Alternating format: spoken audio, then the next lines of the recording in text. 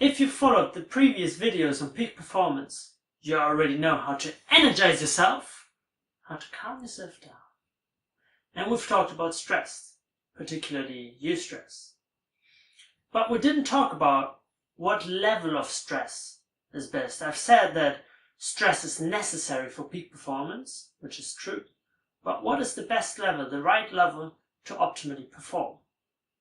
That's what we're going to cover in this video. The right level always depends on who you are as a person, but it also depends on three other main factors. Generally, we see a bell-shaped relationship between performance and stress, with performance going up here and stress or eustress going up here. We see that when stress goes up, until a certain point, performance goes up as well. But afterwards, if stress still increases, the performance will decrease. So, in the relationship of stress and performance, the more does not equal the better.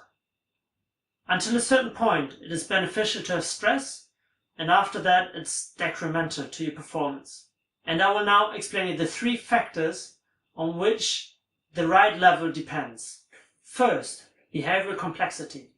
That is the range or difficulty of the tasks you have to perform, either mentally or physically. Second is decisional demands.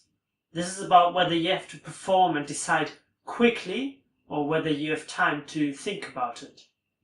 Third, it depends on the perceptional characteristics. That it means whether you have a narrow or very broad focus. Let me give you three examples. Stress is highly related to physical activation and excitement.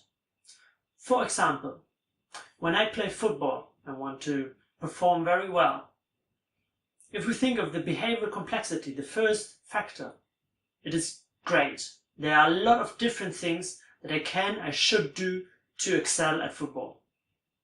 Second, the decisional demands are high. I have to decide quickly whether to go for something or not, whether to pursue a ball or not, whether to defend or to fall back. Third, the perceptual characteristics. In football, I have to have a broad focus. I have to see, well, it would be best to see all the other players, what they're doing right now. So I have to, in most situations, be very broad focused and actually get the whole picture of what's happening in the game to predict what's going to happen next and then react to it and excel at my performance. Now let's compare this to writing a paper. That's a very different task.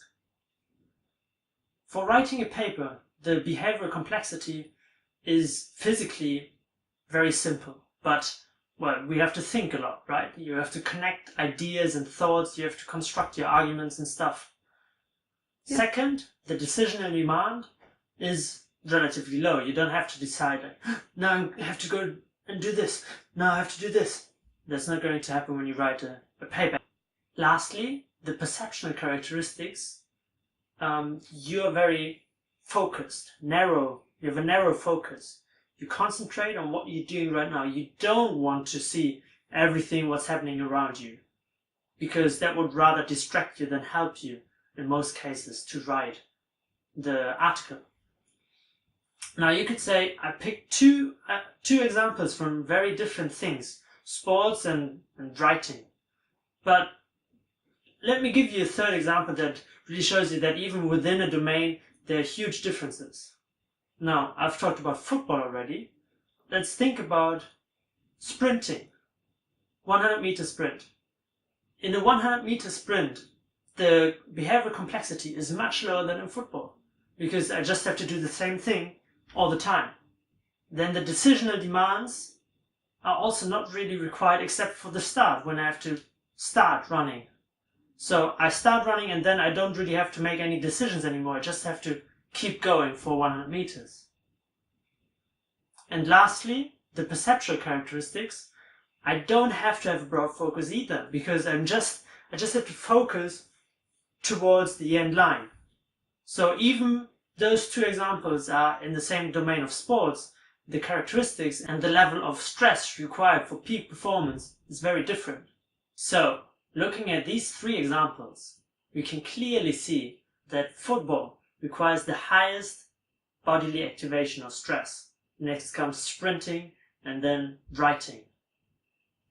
I hope these three characteristics can help you next time when you consider whether you have to activate or to calm yourself down for peak performance.